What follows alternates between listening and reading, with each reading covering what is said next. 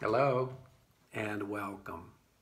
Today we're reading another story from Rootabaga Stories by Carl Sandburg. And today we are reading the first of 4 stories about dear, dear eyes.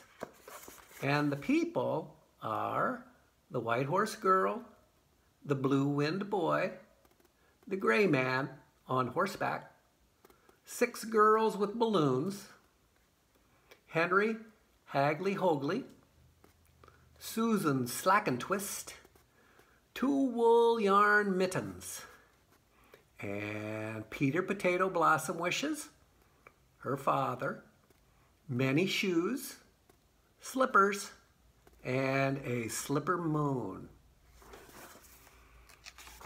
And today's story is titled The White Horse Girl and the Blue Wind Boy. When the dishes are washed at night, and the cool of the evening has come in summer, or the lamps and fires are lit for the night in winter, then the fathers and mothers in the Rootabaga country sometimes tell the young people the story of the White Horse Girl and the Blue Wind Boy. The White Horse Girl grew up far in the west of the Rootabaga country. All the years she grew up as a girl, she liked to ride horses. Best of all things for her was to be straddle of a white horse, loping with a loose bridle among the hills and along the rivers of the west Rootabaga country. She rode one horse white as snow, another horse white as new washed sheep wool, and another white as silver. And she could not tell because she did not know which of these 3 white horses she liked best. Snow is beautiful enough for me any time, she said. New washed sheep wool or silver out of a ribbon of the new moon? Any or either is white enough for me. I like the white manes, the white flanks, the white noses, the white feet of all my ponies. I like the 4 locks hanging down between the white ears of all 3, my ponies. And living neighbor to the White Horse Girl in the same prairie country, with the same black crows flying all over all their places, was the Blue Wind Boy. All the years he grew up as a boy, he liked to walk with his feet in the dirt and the grass, listening to the winds. Best of all things for him was to put on strong shoes and go hiking among the hills and along the rivers of the West Rootabaga country, listening to the winds. There was a blue wind of daytime, starting sometimes 6 o'clock on a summer morning or 8 o'clock on a winter morning. And there was a night wind with blue of summer stars and summer and blue of winter stars in winter. And there was yet another, a blue wind of the times between night and day, a blue dawn and evening wind. All 3 of these winds he liked so well, he could not say which he liked best. The early morning wind is strong as the prairie, and whatever I tell it, I know it believes and remembers, he said. And the night wind, with the big dark curves of the night sky in it, the night wind gets inside of me and understands all my secrets. And the blue wind of the times between, in the dusk, when it is neither night nor day, this is the wind that asks me questions and tells me to wait, and it will bring me whatever I want.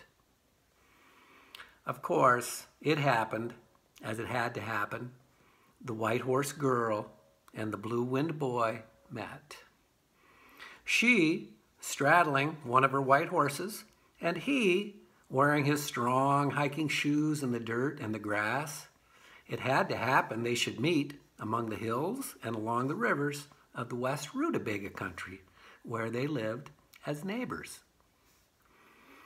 And, of course, she told him all about the snow-white horse and the horse white as new-washed sheep wool, and the horse white as a silver ribbon of the new moon. And he told her all about the blue winds he liked listening to, the early morning wind, the night sky wind, and the wind of the dusk between, the wind that asked him questions and told him to wait. One day, the two of them were gone. On the same day of the week, the white horse girl and the blue wind boy went away. And their fathers and mothers and sisters and brothers and uncles and aunts wondered about them and talked about them because they didn't tell anybody beforehand they were going. Nobody at all knew beforehand or afterward why they were going away, the real honest why of it. They left a short letter.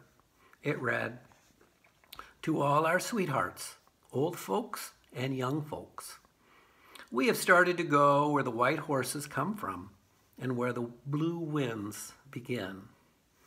Keep a corner in your hearts for us while we are gone. The white horse girl, the blue wind boy."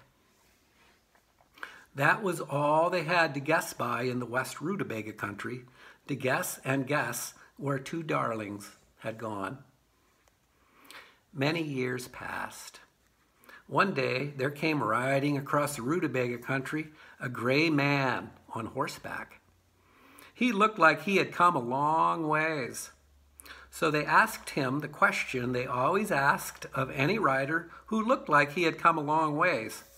"Did you ever see the white horse girl and the blue wind boy?" "Yes," he answered, "I saw them." "It was a long, long ways from here I saw them," he went on. "It would take years and years to ride to where they are." They were sitting together and talking to each other, sometimes singing in a place where the land runs high and tough rocks reach up. And they were looking out across water, blue water as far as the eye could see. And away far off, the blue waters met the blue sky. "Look," said the boy, "that's where the blue winds begin." And far out on the blue waters, just a little this side of where the blue winds begin, there were white manes, white flanks, white noses, white galloping feet. "Look," said the girl, "that's where the white horses come from." And then, nearer to the land came thousands in an hour, millions in a day. White horses, some white as snow, some like new-washed sheep wool, some white as silver ribbons of the new moon. I asked them, "Whose place is this?" And they answered, "It belongs to us. That is why and what we started for. This is where the white horses come from, and this is where the blue winds begin." And that was all the gray man on horseback would tell the people of the West Rootabaga country. That was all he knew, he said, and if there was any more, he would tell it. And the fathers and the mothers and sisters and brothers and uncles and aunts of the white horse girl and the blue wind boy wondered and talked often about whether the gray man on horseback made up the story out of his head or whether it happened just like he told it. Anyhow, this is the story they tell sometimes to the young people of the West Rootabaga country when the dishes are washed at night and the cool of the evening has come in summer, or the lamps and fires are lit for the night in winter.